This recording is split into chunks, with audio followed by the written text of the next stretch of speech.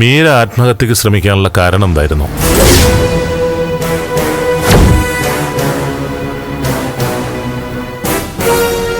അല്ല, ഒന്നും അറിയാൻ വേണ്ടി ചോദിച്ചതാ.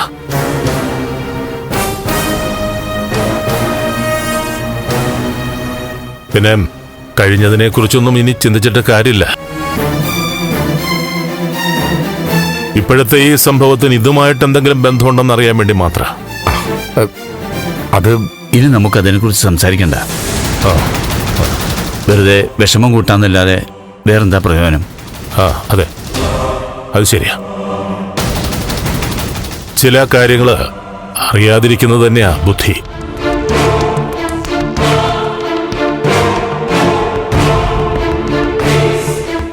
എന്തായാലും നന്ദനും ഈ വീട്ടുകാർക്കും അവളെ വിവാഹം കഴിക്കാനായിട്ട് 100 സമ്മതമായിരുന്നു.